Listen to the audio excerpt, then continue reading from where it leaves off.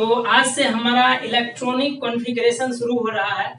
वैसे electronic configuration आपने class 9th में भी पढ़ा है, लेकिन क्लास 9th में जो इलेक्ट्रॉनिक कॉन्फ़िगरेशन आपने पढ़ा है वो एटम के सेल्स के ऊपर बेस्ड था, लेकिन अभी जो हम पढ़ेंगे इलेक्ट्रॉनिक कॉन्फ़िगरेशन वो होगा उसके सब सेल्स के ऊपर बेस्ड, ठीक ना। तो एटम के सेल्स कहने का मतलब है मेरा इलेक्ट्रॉनिक कॉन्फ़िगरेशन में के एल एम एन इसी प्रकार से आगे। तो ये सब चीज पे बेसिस पर आपने क्लास 9th में इलेक्ट्रॉनिक कॉन्फ़िगरेशन पढ़ा था, लेकिन अब जो है एटम के सब सेल्स के बेसिस पर पढ़ेंगे। सब सेल्स क्या चीज होते हैं, एस पी डी एफ इसी प्रकार से आगे सोन। तो इसके बेसिस पर हम लोग पढ़ेंगे इलेक्ट्रॉनिक कॉन्फ़िगरेशन।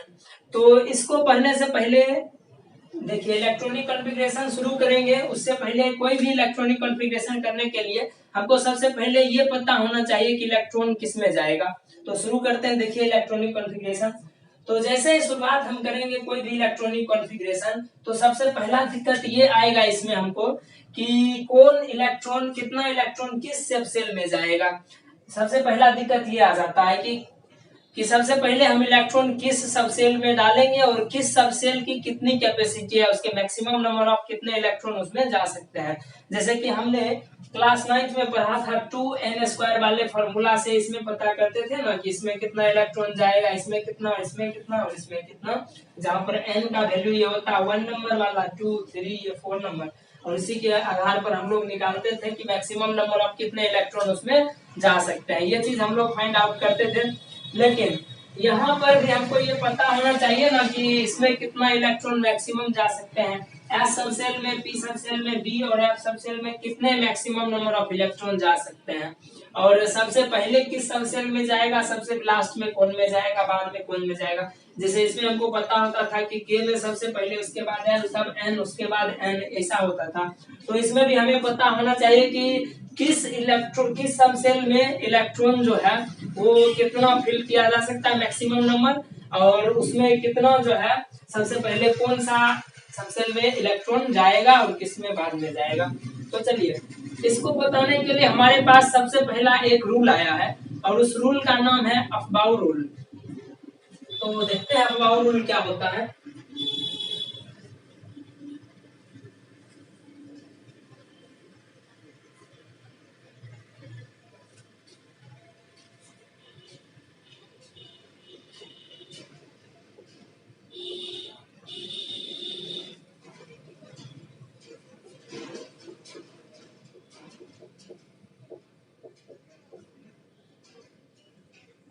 अफबाउ प्रिंसिपल इसको बोला जाता है, या फिर इसी को एक चीज और एक और नाम दिया गया है N+L रूल।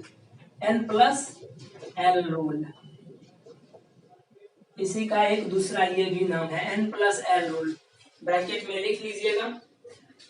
तो यहाँ पर देख लीजिए सबसे पहले अफबाउ रूल क्या है। अफबाउ के बारे में सबसे पहले जान लेते हैं। ये अफबाउ जो है ये किसी साइंटिस्ट का नाम नहीं है, जिसे और प्रिंसिपल्स में देखते हैं कि उसमें साइंटिस्ट अपने नाम पर देते हैं, लेकिन यहाँ पर अफबाउ कोई प्रिंसिपल का नाम है नहीं है, मतलब स्कूल और कॉलेज के प्रिंसिपल का नहीं, मतलब यहाँ पर जो है ये किसी सिद्धांत का नाम नहीं है, कोई भी प्रिंसिपल का नाम नहीं है। तो ये क्या चीज है, ये एक जर्मन वर्ड है, जर्मनी का एक वर्ड है, जर्मनी में इस्तेमाल किए जाने वाला एक शब्द है। तो जर्मन वर्ड है जिसका मीनिंग जो होता है, ये जर्मन वर्ड है, और इसका मीनिंग जो होता है, इसका मीनिंग क्या होता है, कंस्ट्रक्शन। ये एक जर्मन वर्ड है जिसका मीनिंग कंस्ट्रक्शन होता है। अफबाउ का मीनिंग कंस्ट्रक्शन होता है, और प्रिंसिपल। तो इलेक्ट्रॉनिक कॉन्फ़िगरेशन में इलेक्ट्रॉन को किस सब सेल में भेजा जाएगा सबसे पहले, और किस सब सेल की कितनी वैल्यू होती है, मैक्सिमम इलेक्ट्रॉन कैपेसिटी कितनी होती है उसकी, उसी को जो कंस्ट्रक्ट करने का जो प्रॉपर्टी होता है, जिस क्राइटेरिया से करते हैं, उसी के लिए अफबाउ शब्द का इस्तेमाल किया गया है। तो इसका मतलब कंस्ट्रक्शन होता है। तो सबसे पहले हम ये जानते हैं कि अफबाउ प्रिंसिपल किस चीज पर बेस्ड है। तो जैसे कि अभी तुरंत हमने बोला कि Aufbau principal filling of electron, यानी कि किस में कितना इलेक्ट्रॉन जाएगा। तो सबसे पहला पॉइंट क्या हो गया इसमें कि अफबाउ प्रिंसिपल जो है वो फिलिंग ऑफ इलेक्ट्रॉन के ऊपर बेस्ड है। किस में इलेक्ट्रॉन भरेगा, तो सब सेल्स में। तो सबसे पहला पॉइंट इसमें ये लिखेंगे कि दिस प्रिंसिपल इज बेस्ड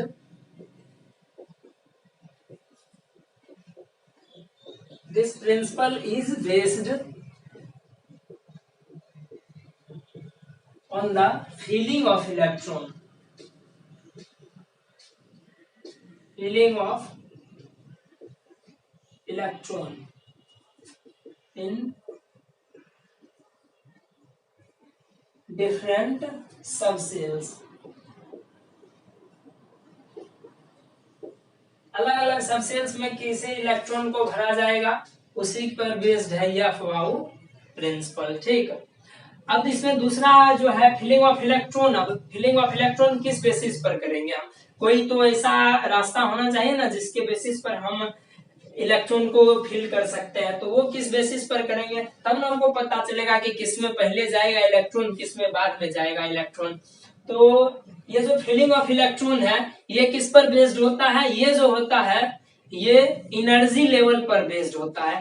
किसका एनर्जी लेवल? तो सबसेल्स का एनर्जी लेवल है, एसपीडीएफ एटम के सबसेल्स हैं उसके एनर्जी लेवल पर बेस्ड होता है। यानी कि हर एक एनर्जी लेवल, हर एक सबसेल्स का अपना अपना एनर्जी लेवल होता है और उसी एनर्जी लेवल पर बेस्ड होता है ये फिलिंग ऑफ इलेक्ट्रॉन। तो सेकेंड नंबर पॉइंट वही लिखेंगे।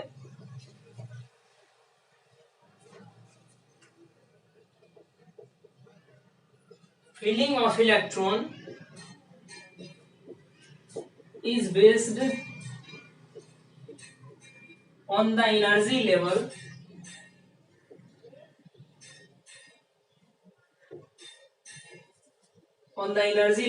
of किसका? सबसेल्स।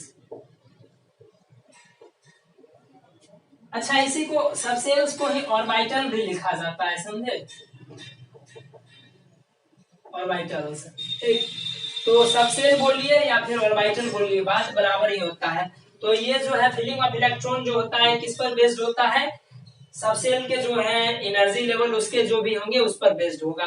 तो हमने अफवाऊ प्रिंसिपल के बारे में सबसे पहला दो बेसिक पॉइंट जाना कि अफवाऊ प्रिंसिपल जो होता है वो फिलिंग ऑफ इलेक्ट्रॉन पर बेस्ड होता है, और इलेक्ट्रॉन यानी कि वो कैसे इलेक्ट्रॉन, उसमें कितना इलेक्ट्रॉन किस सबसेल में जाएगा और सबसे पहले किस सबसेल में जाएगा और कितना इलेक्ट्रॉन मैक्सिमम जा सकता है, ये चीज पर बेस्ड होता है। अब वो किस कैरेक्टरिस्टिक पर बेस्ड होगा? ये जो फिलिंग ऑफ इलेक्ट्रॉन है, तो फिलिंग ऑफ इलेक्ट्रॉन यानी कि वो इलेक्ट्रॉन कितना जा रहा है या फिर किसमें सबसे पहले जा रहा है, वो उसके एनर्जी लेवल पर बेस्ड होता है, सबसेल के एनर्जी लेवल पर बेस्ड होगा ये। तो अब तीसरा पॉइंट जानते हैं कि सबसेल्स के एनर्जी लेवल कहने का मतलब क्या है।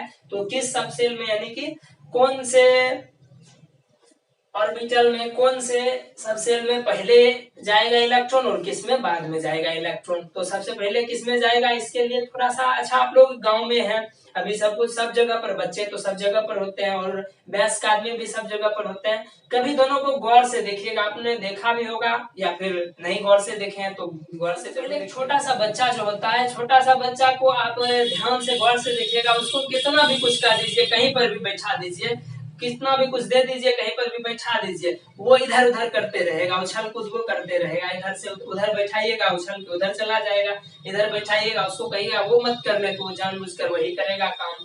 तो ऐसा होता है। लेकिन उसी में अगर वयस्क आदमी के पास देखिएगा, तो वयस्क आदमी को देखिएगा जहां पर वो बैठे हुए हैं शांति से वहीं पर बैठे रहेंगे, वो ज्यादा इधर उधर नहीं करते हैं। तो ये चीज होता है। ऐसा क्यों होता है? तो बच्चे के पास जो होता है एनर्जी ज्यादा होता है, और वयस्क आदमी जो होते हैं, बूढ़े लोग जो होते हैं, उनके पास एनर्जी कम होता है। तो एनर्जी कम उनके पास होता है, बूढ़े लोगों को के पास, तो वो क्या होते हैं, वो स्टेबल होते हैं, बैठे हुए होते हैं, स्टेबल है। और जिसके पास एनर्जी ज्यादा है, छोटे बच्चे के पास एनर्जी ज्यादा है, इसीलिए वो तुरंत तुरंत इधर उधर करते रहता है। तो इसीलिए उसके पास एनर्जी ज्यादा है, तो वो अनस्टेबल है, यही कारण है ना। तो इससे एक पॉइंट क्या आता है कि ये पॉइंट यहाँ पर, ये सब जगह पर दुनिया में जितने भी सब्सटेंस हैं, जितने भी सिस्टम है, सबके लिए ये फिजिक्स का बहुत ही बेसिक फंडामेंटल रूल है। ऐसे ये केमिस्ट्री में आ रहा है, लेकिन ये फिजिक्स का सबसे बेसिक रूल है कि दुनिया में जितने भी सब्सटेंस है ना, वो जो है अपना लोएस्ट एनर्जी लेवल में रहना चाहता है, कोई भी हाईएस्ट एनर्जी लेवल में नहीं रहना चाहता है। दुनिया का कोई भी सिस्टम हमेशा लोएस्ट एनर्जी लेवल में रहना चाहता है। ये बहुत बड़ा पॉइंट है, आगे चल करके इसको डिटेल में भी पढ़ना होगा। तो इसी से आया है हमारा इलेक्ट्रॉन का भी। अच्छा, अगर आपसे पूछ दिया जाए कि क्यों लोएस्ट एनर्जी लेवल में रहना चाहता है, क्यों नहीं हाईएस्ट एनर्जी लेवल में रहेगा, तो उसके लिए आप क्या जवाब दीजिएगा? तो लोएस्ट एनर्जी लेवल में वो क्या होता है, स्टेबल होता है। तो वो अपना स्टेबल होने के लिए, स्टेबिलिटी बनाए रखने के लिए वो लोएस्ट एनर्जी लेवल में रहना चाहेगा। आगे चल करके इसके बारे में और भी पढ़ेंगे कि किसमें लोएस्ट एनर्जी में स्टेबल होता है, कितने एनर्जी में वो स्टेबल होता है, कितने में अनस्टेबल होता है, ये सब भी आगे डिटेल में पढ़ेंगे। तो इतना चीज अभी जान लीजिए कि दुनिया का कोई भी सब्सटेंस हो, कोई भी सिस्टम हो, वो हमेशा लोएस्ट एनर्जी में ही रहना चाहता है। तो दुनिया में तो ये भी आ जाता है ना भाई, इलेक्ट्रॉन भी आ जाता है। तो इलेक्ट्रॉन भी जो है सबसे पहले लोएस्ट एनर्जी में रहना चाहता है, लोएस्ट एनर्जी लेवल वाले सब सेल में जाना चाहेगा। कौन सा, इलेक्ट्रॉन जाना चाहेगा। तो इसके लिए अगला पॉइंट क्या लिखेंगे हम कि electron first wants to be in the lowest energy sub shell, lowest energy level of sub shell, ये चीज लिखेंगे। तो तीसरा पॉइंट चलिए लिख लेते हैं हम।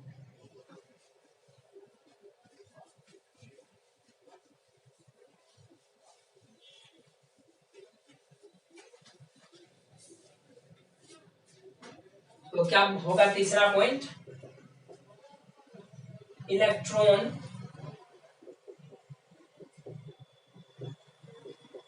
ई माइनस लिख रहे हैं। माइनस क्यों लिख रहे हैं, आपको तो अच्छी तरह पता है कि इलेक्ट्रॉन माइनस चार्ज होता है, इसीलिए ई माइनस लिख दिया ब्रैकेट में। तो इलेक्ट्रॉन जो है first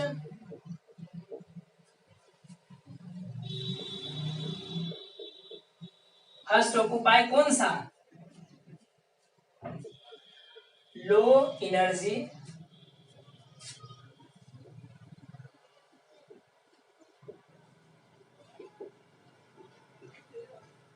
electron first occupy low energy level state. कोई भी इलेक्ट्रॉन जो है वो सबसे पहले क्या ऑक्यूपाई करना चाहेगा, लो एनर्जी लेवल।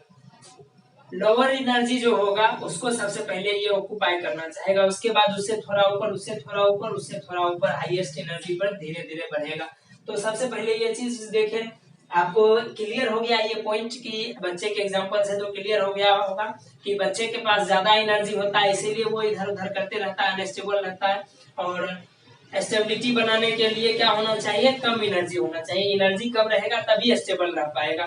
तो जैसे बूढ़े आदमी होते हैं वो स्टेबल क्यों रहते हैं, एक जगह पर बैठे हुए क्यों रहते हैं, तो उनके पास एनर्जी कम होता है इसीलिए। तो कोई भी दुनिया का सब्सटेंस हो वो हमेशा लोअर एनर्जी में ही रहना चाहेगा। तो electron first occupy low energy level state, ठीक ना, पहले वो लो एनर्जी वाले में ही जाना चाहेगा सब सेल में। तो ये चीज हमने समझ लिया कि अफवाह प्रिंसिपल का तीसरा फंडामेंटल रूल क्या हो गया कि इलेक्ट्रॉन जो है सबसे पहले किस में जाएगा, जिसका एनर्जी कम रहेगा, जिस सब सेल का एनर्जी कम है उसी सब सेल में सबसे पहले इलेक्ट्रॉन इंटर करेगा। अब यहाँ पर आगे देख लेते हैं कि अगला पॉइंट क्या है कि यहाँ पर सबसे पहले क्या चीज देखे कि सबसे कम जिसका एनर्जी रहेगा उसमें रहेगा, उसके बाद किसमें वो भर जाएगा, तब किसमें जाएगा, मान के चलिए यहाँ पर जो है इसमें सबसे कम एनर्जी है और ये हाईएस्ट एनर्जी है, ये हाईएस्ट एनर्जी लेवल है और ये लोएस्ट एनर्जी लेवल है। तो यहाँ से धीरे धीरे ऊपर जाना शुरू करेगा, ठीक ना।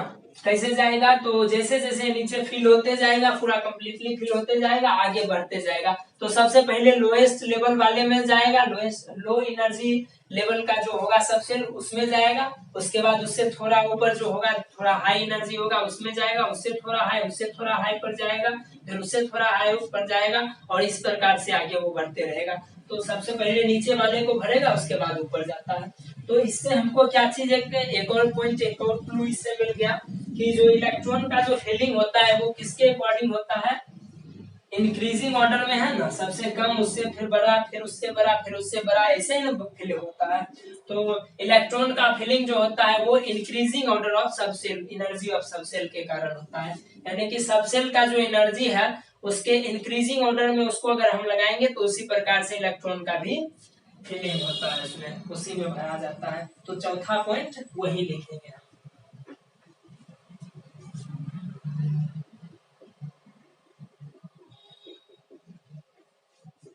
फिलिंग ऑफ इलेक्ट्रॉन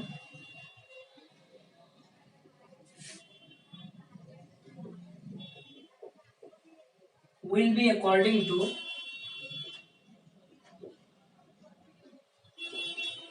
क्या चीज, इंक्रीजिंग ऑर्डर ऑफ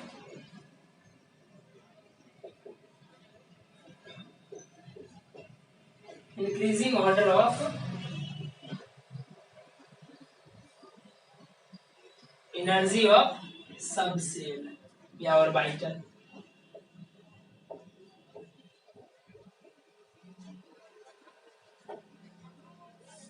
सबसेल या ऑर्बिटल के एनर्जी का इंक्रीजिंग ऑर्डर में जो क्रम होगा, इंक्रीजिंग ऑर्डर जो होगा, उसी के रूप में इसका इलेक्ट्रॉन का भी फिलिंग किया जाता है। सबसे लोएस्ट में, फिर उससे थोड़ा हाई, उससे थोड़ा हाई और फिर उससे थोड़ा हाई, इस प्रकार से उसका फिल किया जाता है। तो अब यहां से एक क्वेश्चन अराइज होता है कि कौन सा सबसेल सबसे कम एनर्जी वाला होगा, कौन उससे ज्यादा वाला होगा, कौन उससे ज्यादा वाला होगा, कौन हाईएस्ट होगा, इस प्रकार से क्वेश्चन अराइज होता है ना। जैसे कि एज एग्जांपल अभी तुरंत हम देख लेते हैं, इसको मिटा देते हैं पहले। अगर आपसे पूछ लिया जाए डायरेक्टली, ऐसे अगर सिंपल सा क्वेश्चन पूछा जाए कि 2s और 4p दोनों में बताइए कि किसमें सबसे पहले इलेक्ट्रॉन जाएगा और किसका एनर्जी ज्यादा होगा, कम होगा किसका, तो ये सबसे पहले अगर आपसे क्वेश्चन पूछ दिया जाए तो क्या जवाब दीजिएगा। जैसे कि 2s और 4p ले लेते हैं, ठीक, यहाँ 2 नहीं रहने देते हैं, 4p ले लेते हैं।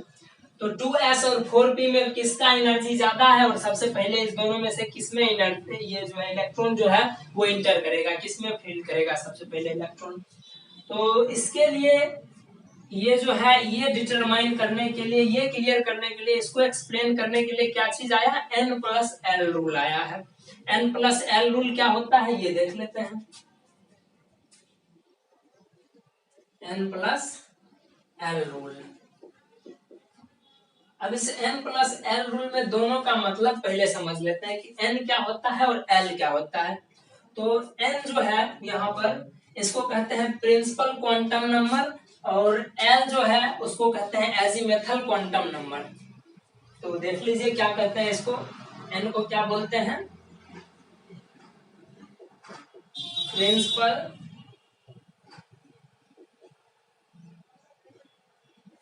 क्वांटम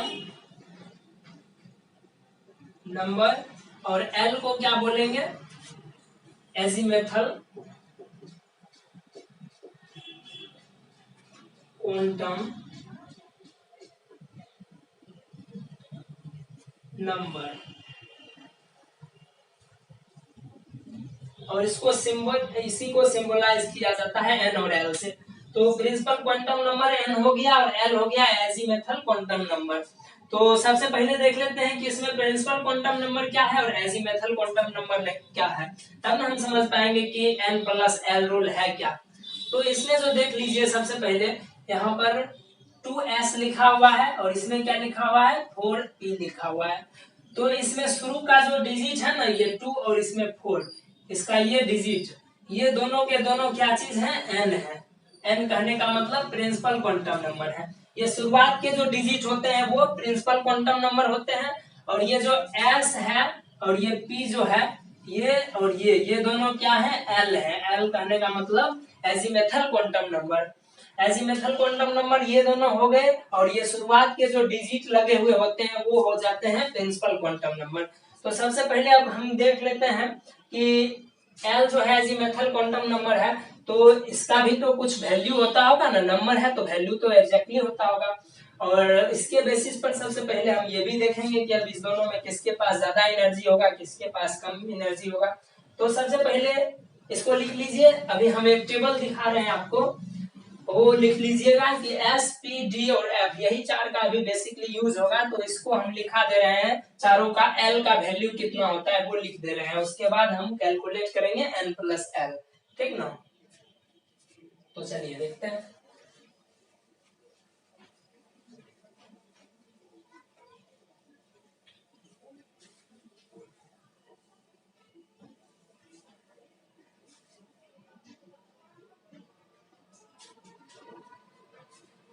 तो ये हो गया हमारा सबसेल,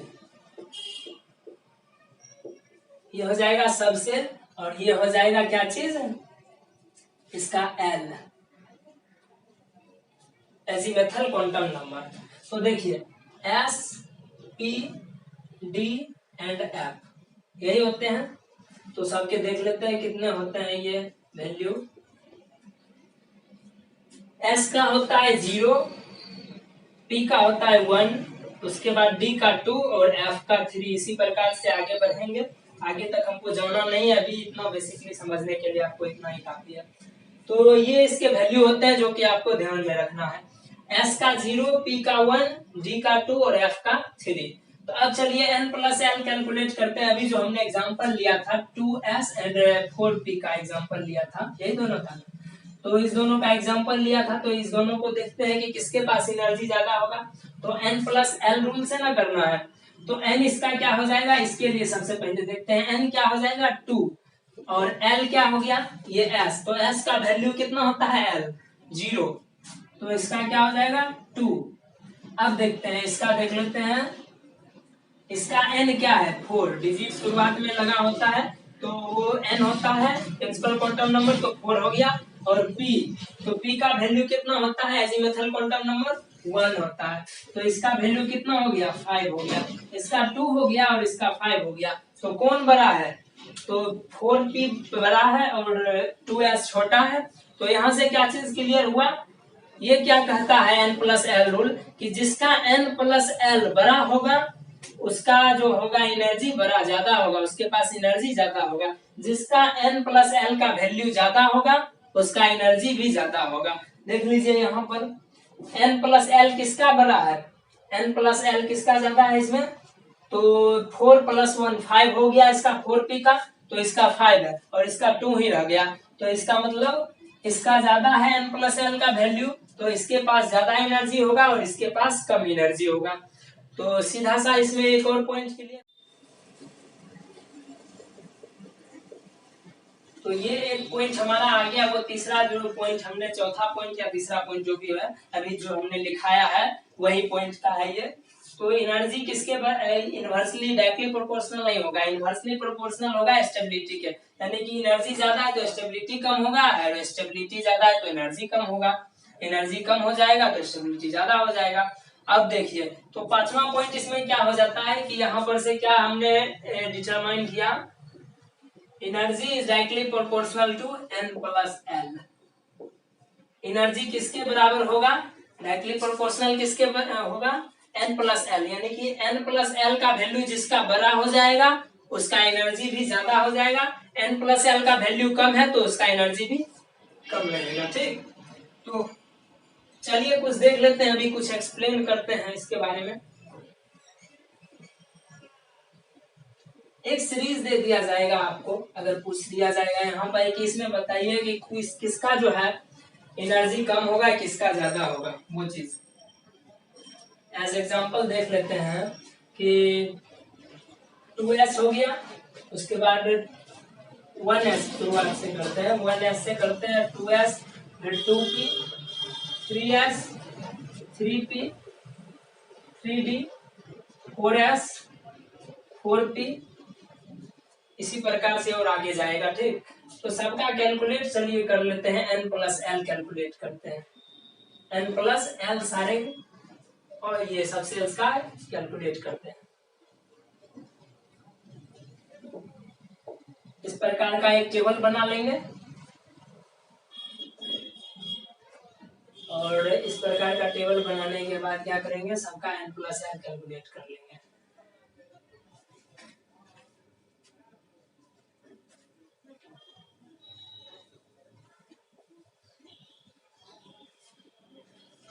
अब यहाँ पर से एक जो पॉइंट निकलेगा वो बहुत इंपॉर्टेंट पॉइंट है, वो ध्यान से देखिएगा।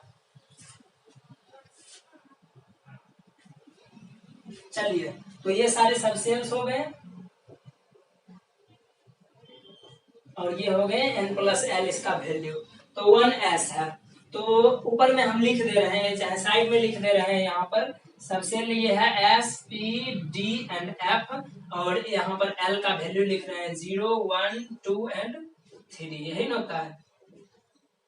तो चलिए s के लिए वहां 1s है, तो क्या हो जाएगा 1 प्लस n, ये शुरुआत वाला जो डिजिट होता है उसी को ना n कहते हैं, प्रिंसिपल क्वांटम नंबर वो होता है। और यहाँ पर जो s जो है ये क्या होता है एजीमुथल क्वांटम नंबर, तो s का एजीमुथल क्वांटम नंबर का वैल्यू कितना 0, तो इसका कितना हो गया 1।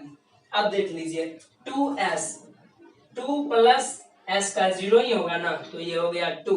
अब देखिए यहाँ पर 2 प्लस p का वैल्यू कितना 1, एजीमुथल क्वांटम नंबर, तो ये 3 हो गया।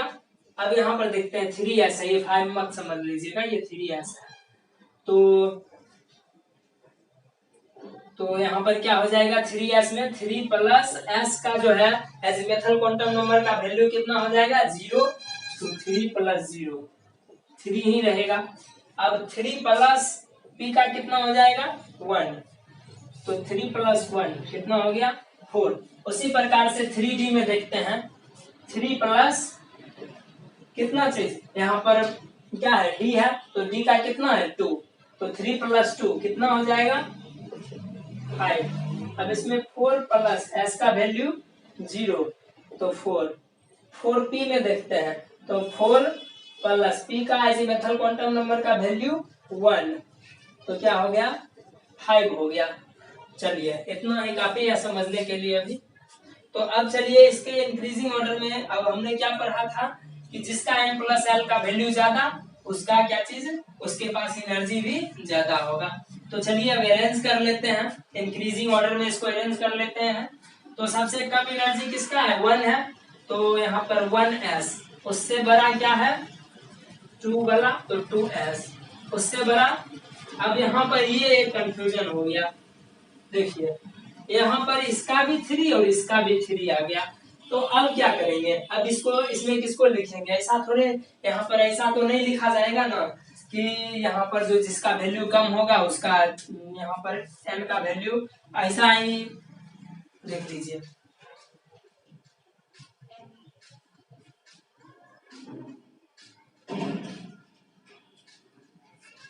तो उसके लिए क्या किया जाता है कि यहाँ पर देखिए जब ऐसा सिचुएशन जब आ जाए कि जहां पर n प्लस एल का वैल्यू जो है ये सेम आ जाए, जब n प्लस एल का वैल्यू दो अलग अलग में सेम आ जाए तब कैसे डिसाइड करेंगे कि किसके पास एनर्जी ज्यादा है और किसके पास एनर्जी कम है। तो जो वो डिसाइड करेगा वो क्या चीज डिसाइड करेगा n डिसाइड करेगा।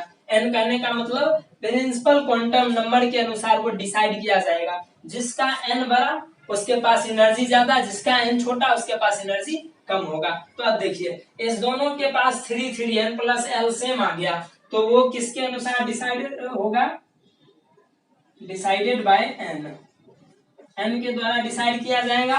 तो जिसके पास n बड़ा उसका एनर्जी ज्यादा, तो किसका एनर्जी ज्यादा हो गया, यहाँ पर n किसका बड़ा है, यहाँ पर देखिए 3s में 3 है और यहाँ 2p में, तो 3s का बड़ा है 3 है ये n, तो इसके पास ज्यादा एनर्जी और इसके पास कम एनर्जी। तो सबसे पहले किसमें इलेक्ट्रॉन जाएगा, कम एनर्जी वाले में, तो कम एनर्जी वाले क्या हो जाएंगे 2p, उसके बाद क्या होंगे 3s। अब चलते हैं, अब यहाँ पर देखिए फिर से ये भी 4 हो गया और ये भी 4 हो गया। तो अभी हमने क्या बोला कि n प्लस एल का वैल्यू जैसे ही सेम हो जाएगा तो उसको डिसाइड कौन करेगा, n डिसाइड करेगा, उसका जो n होगा दोनों का वो उसके अनुसार डिसाइड किया जाएगा। जिसका बड़ा हो जाएगा ये n, जिसका बड़ा होगा वो ज्यादा एनर्जी वाला होगा। तो चलिए यहाँ पर n किसका बड़ा है, 4s का प्रिंसिपल क्वांटम नंबर का वैल्यू बड़ा है, n बड़ा है और इसका छोटा है, तो जो पहले कम है ये वैल्यू, तो जो कम वैल्यू जो होंगे उसको हम पहले लिखते हैं 3p, उसके बाद क्या आ जाएंगे 4s, उसके बाद 4s आएंगे। अब चलिए उसके बाद फिर से आते हैं, यहाँ पर भी 5 हो गया ना, d का वैल्यू 2 होता है और 3 प्लस 2 5 हो गया। तो उसी प्रकार से p का वैल्यू क्या हो जाता है 1, तो 4 प्लस 1 5 हो गया। तो यहाँ पर फिर से देख लेते हैं, दोनों में 5 और 5 इस दोनों में भी आ गया। तो इसके लिए क्या करेंगे हम कि दोनों का n देखेंगे कि किसका छोटा है, जिसका छोटा है उसके पास कम एनर्जी और जिसका बड़ा है उसके पास ज्यादा एनर्जी। तो देखिए यहाँ पर 3 है, यहाँ पर 4 है, तो यहाँ पर 3 वाला पहले लिखाएगा, तो क्या होगा 3d और उसके बाद क्या आएगा 4p। तो ये चीज हमने देख लिया। तो अब बात आती है कि क्या हम ऐसे करके कैलकुलेट करते रहेंगे, इलेक्ट्रॉनिक कॉन्फ़िगरेशन करते समय ऐसे करके कैलकुलेट करते रहेंगे कि पहले कौन आएगा बाद में कौन आएगा, या फिर दिमाग में कैसे रखेंगे हम लोग कि पहले कौन आएगा और इसमें बाद में कौन आएगा। तो इसके लिए मैं आपको एक ट्रिक बता दे रहा हूँ जिसकी सहायता से आप लोग याद कर सकते हैं। इसको याद रखने के लिए एक ट्रिक दिखा दे रहा हूँ, वो सीख लीजिएगा तो आपको बहुत आसानी होगा। आप आराम से वो फिर दोबारा ये सब टेबल वेबल बनाने की कोई जरूरत ही नहीं होगा। इसको लिख लिए।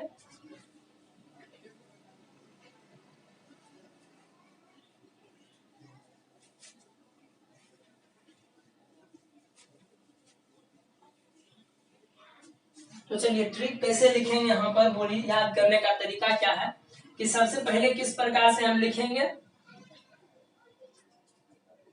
यहाँ 1s लिखेंगे, उसके बाद लिखेंगे 2s, फिर 2p, फिर 3s, 3p, यहाँ स्मॉल में लिखते हैं ताकि समझ में आप लोगों को आए, दिक्कत कोई भी नहीं हो, नहीं तो कुछ और आप लोग में से कोई समझ लेंगे कि 35 है और ये 46 है। ऐसा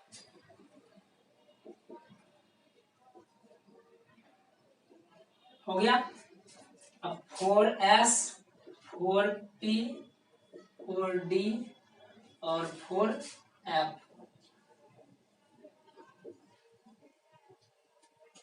उसी प्रकार से 5s, 5p, 5d और आगे क्या जाएंगे 6s, यहीं तक रहने देते हैं, इसी से समझ लीजिएगा, आगे की जरूरत भी नहीं होगी। तो चलिए देखते हैं। सबसे पहले जो है इलेक्ट्रॉन इसमें आएगा, उसके बाद इलेक्ट्रॉन जो है इसमें आएगा, उसके बाद इलेक्ट्रॉन इसमें आएगा, उसके बाद इलेक्ट्रॉन इसमें आएगा, उसके बाद इलेक्ट्रॉन इसमें आएगा, उसके बाद इलेक्ट्रॉन इसमें आएगा, इस प्रकार से आएगा। तो इस प्रकार से आप लोग एरो कर दीजिएगा। तो सबसे पहले इलेक्ट्रॉन किस में आएगा 1s में, चलिए देख लेते हैं। तो सबसे पहले 1s में इलेक्ट्रॉन आएगा, उसके बाद 2s में आएगा, उसके बाद 2p में आएगा, उसके बाद 3s में आएगा, फिर उसके बाद 3p में आएगा, और उसके बाद किसमें 2p के बाद क्या चीज लिखे 1s 2s और उसके बाद 2p लिखे हैं, और उसके बाद 2p के बाद जो है 3p में आएगा, भाई उल्टा लिख दिए यहाँ पर, 3p में आएगा, और 3p में आने के बाद 4s में आएगा, 4s में आएगा, उसके बाद 3d में आएगा, उसके बाद किस में आएगा 4p में आएगा, और उसके बाद किस में आएगा 5s में आएगा, 5s में आएगा। उसके बाद क्या यहाँ पर जाएंगे, इस साइड जाएंगे 4d, उसके बाद 5p, उसके बाद 6s, 4d उसके बाद 5p, उसके बाद क्या चीज हो जाएगा 6s। इसी प्रकार से आगे और चलते रहेगा, आगे और इसी प्रकार से चलते रहेगा। तो देख लिए सबसे पहला ट्रिक वही थे, वही अभी निकला ना वहां पर से, जो इंक्रीजिंग ऑर्डर जो बनाए थे वहां पर अभी तुरंत हमने एग्जांपल से, तो उसी का ना क्रम निकला है कि 1s 2s 2p 3p 4s 3d 4p 5s 4d 5p and 6s। इसी प्रकार से और आगे भी होंगे, यहीं तक नहीं होते हैं और आगे भी होते हैं। तो इसके लिए क्या होगा, ये आप इस तरीका से आप लोग याद रखिएगा। तो ये हमारा जो ऑर्डर हो जाएगा, तो हमने क्या चीज पढ़ा है 1s 2s 2p 3d, ये सब चीज तो हो गया यहाँ पर कि ये इंक्रीजिंग ऑर्डर में सबको सब सेल को बना लिए। तो ये चीज एक तो क्लियर हो गया कि सबसे पहले इलेक्ट्रॉन इसमें जाएगा, इसको फिल करने के बाद इसमें जाएगा, इसमें जाएगा, फिर इसमें, फिर इसमें, इसी प्रकार से आगे बढ़ते रहेंगे इलेक्ट्रॉन। तो यहाँ तक में हमने क्या चीज पढ़ा एक बार फिर से देख लेते हैं कि अफबाउ प्रिंसिपल जो है वो इलेक्ट्रॉन के फिलिंग के ऊपर बेस्ड होता है। फिलिंग करने का मतलब उसका अंदर वाला हाव भाव नहीं, उसका जो इलेक्ट्रॉन सब सेल्स में जो फिल किया जाएगा वो सब सेल के अनुसार फिल जो किया जाएगा उसके फिलिंग के अनुसार बोल रहे हैं, तो उसके फिलिंग पर बेस्ड होता है। तो दूसरा हमने क्या पढ़ा था कि जितने भी वो फिलिंग होंगे वो किस पर बेस्ड होंगे, वो एनर्जी पर बेस्ड होंगे। अच्छा, एनर्जी की बात आ गई, तो एनर्जी में कैसा एनर्जी, तो देखिए एनर्जी में कैसा एनर्जी कहने का मतलब लेस एनर्जी या मोर एनर्जी, हायर एनर्जी। तो हमने सबसे पहले पढ़ा कि दुनिया का जितना भी सब्सटेंस है वो हमेशा लेस एनर्जी में रहना चाहता है, लो एनर्जी में रहना चाहता है, उसके बाद धीरे धीरे हायर एनर्जी में जाता है। अगर नीचे फुलफिल हो गया तब जाकर के वैसा आगे बढ़ता है। जैसे हमने अभी बच्चे के एग्जांपल से दिखाया था कि बच्चा के पास ज्यादा एनर्जी होता है इसीलिए वो स्टेबल नहीं रह पाता है, वो कम स्टेबल होता है। और वयस्क आदमी के पास एनर्जी ज्यादा होता है, नहीं होता है ना उसके पास, तो उसके पास एनर्जी कम होता है इसीलिए वो स्टेबल होते हैं। हाँ, अब कुछ बच्चे ऐसे भी होते हैं जिनको सिंगल वन में उनका एनर्जी रिलीज नहीं हुआ तो वो डबल वन में एनर्जी रिलीज करते हैं, कुछ ऐसे होते हैं स्टूडेंट। अच्छा, आप लोगों के भी क्लास में कुछ ऐसे स्टूडेंट होंगे जो सिंगल वन में एनर्जी रिलीज जिनका नहीं हो पाया वो डबल वन में वही निकलता है क्लास में, ऐसे नमूने भी होते हैं। तो आगे देखते हैं। तो उसके बाद हमने पढ़ा कि n+l का वैल्यू जिसका ज्यादा होगा उसका एनर्जी भी ज्यादा होगा, ये चीज हमने पढ़ा। तो n+l का वैल्यू जिसका ज्यादा था वो चीज हमने देख लिया। अब उसके लिए एक ट्रिक बना लिए ये चीज याद रखने के लिए, तो ये हो गया। चलिए तो अब देखते हैं। अब इसका जो है एक एक्सेप्शन भी होता है।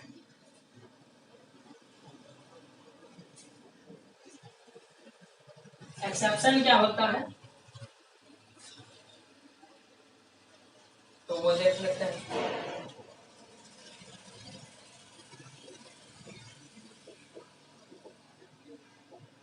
एक्सेप्शन ध्यान में रखिएगा, सिंगल इलेक्ट्रॉन सिस्टम वाले जितने भी एटम होते हैं उस पर ये अफवाह रूल यूज नहीं होता है। अफवाह प्रिंसिपल का इस्तेमाल सिंगल इलेक्ट्रॉन सिस्टम वाले एटम के साथ वो उसको फॉलो नहीं करता है। Single electron system, this principle is not followed by the single electron system.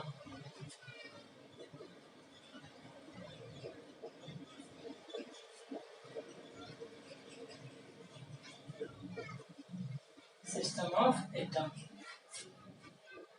Single electron वाले एटम के साथ ऐसा ये यूज नहीं होता। एग्जांपल में देख लेते हैं। हाइड्रोजन एटम के साथ, हाइड्रोजन एटम इसको फॉलो नहीं करता है। हीलियम एटम ये इसको फॉलो नहीं करता है। लिथियम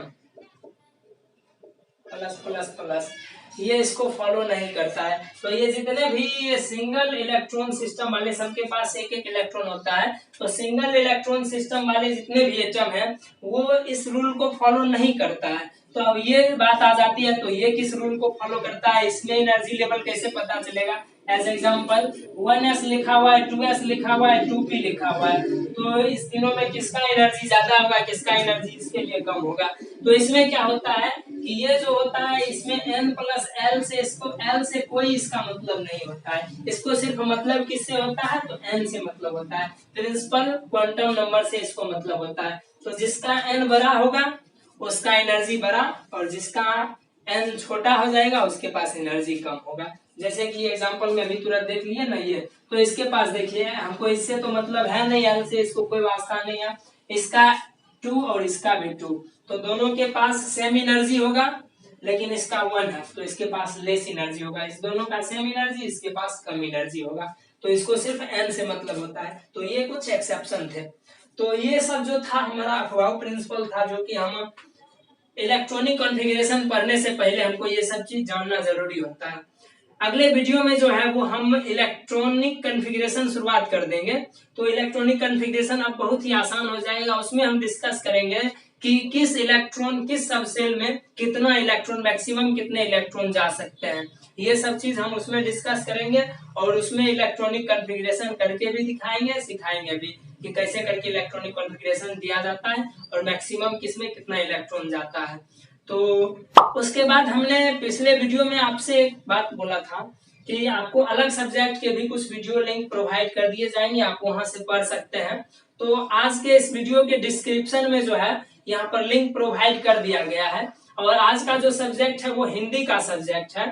तो ये सब्जेक्ट जो है कि स्कूल का सब्जेक्ट है, स्कूल के टीचर के द्वारा पढ़ाया जा रहा है, और वो स्कूल बेगूसराय के सेंट जोसेफ स्कूल है। और मैं सबसे पहले ये आपको क्लियर कर दूं कि मैं किसी भी स्कूल का प्रमोशन नहीं कर रहा हूँ। वहाँ के टीचर अच्छे पढ़ाते हैं, हिंदी बढ़िया पढ़ाते हैं, इसीलिए खुद मैंने भी देखा है उनका वीडियो, और इसीलिए आपको ये सजेस्ट करूंगा कि आप लोग अभी लॉकडाउन में वो वीडियो देख करके आप हिंदी समझ सकते हैं, क्योंकि यहाँ पर तो सारे सब्जेक्ट का इक्वली आपको क्वेश्चन पूछा जाता है ना। 100 मार्क्स का सारे सब्जेक्ट का क्वेश्चन पूछा जाता है, तो सब सब्जेक्ट को इक्वली लेना होगा, आपको अभी सीरियसली लेना होगा इसको। तो इसीलिए आप इसके साथ साथ वो वीडियो भी डिस्क्रिप्शन में लिंक है, उस पर क्लिक करके आप उस वीडियो पर पहुंचिए और वहां पर वो वीडियो देख लीजिए। तो इससे आपको होगा कि आप इसके साथ साथ अलग सब्जेक्ट की भी पढ़ाई करते रहेंगे। और दूसरी बात ये है कि जो लोग हमारे चैनल पर जो है हमारा क्लास देखते हैं, ये क्लास देखते हैं, और अगर अभी तक आपने हमारे चैनल को सब्सक्राइब नहीं किया है तो वो सब्सक्राइब कर लें। इसलिए बोल रहा हूँ क्योंकि आगे जो वीडियो अपडेट आएंगे, आगे जो वीडियोस डाले जाएंगे, वो आपको तुरंत मेरे डालने के तुरंत बाद आपको पहुंच जाएगा, उसका नोटिफिकेशन आप तक पहुंच जाएगा। और अगर आपने सब्सक्राइब नहीं करके रखे होंगे तो वो आपको वीडियो आपको सर्च करना होगा, बार बार आपको वहां पर जाकर के देखना होगा कि वीडियो आया है कि नहीं आया है। और अगर आप सब्सक्राइब करके रखेंगे तो जैसे ही यहाँ पर मैं वीडियो डालूंगा वहां पर चैनल पर, तो आपके पास तुरंत डालने के तुरंत बाद आपके पास नोटिफिकेशन चला जाएगा। और अगर आप हमारे फेसबुक पेज पर अभी तक विजिट नहीं किए हैं तो वहां पर भी विजिट करें और पेज को लाइक जरूर कर लें, क्योंकि लाइक कर लीजिएगा तो उसके बाद क्या होगा कि वहां पर जितने भी अपडेट दिए जाएंगे वो सारे अपडेट आप तक डायरेक्टली पहुंच जाएंगे। क्योंकि कहीं से भी कोई भी अपडेट डालते हैं तो वो तीनों जगह पर डाला जाता है, यहाँ पर चैनल पर भी डाला जाएगा और फेसबुक पेज के माध्यम से भी आप क्लास के बारे में, रेगुलर क्लास के बारे में और कोई भी जानकारी ले सकते हैं, और वहां से आप हमें मैसेज करके बात भी कर सकते हैं, ठीक ना। तो आज के वीडियो में बस इतना ही, अगले वीडियो में मिलते हैं, इलेक्ट्रॉनिक कॉन्फ़िगरेशन के साथ मिलेंगे, इलेक्ट्रॉनिक कॉन्फ़िगरेशन करेंगे। तो आज की सेवा को यहीं पर समाप्त करते हैं, तब तक के लिए आपका बहुत बहुत धन्यवाद।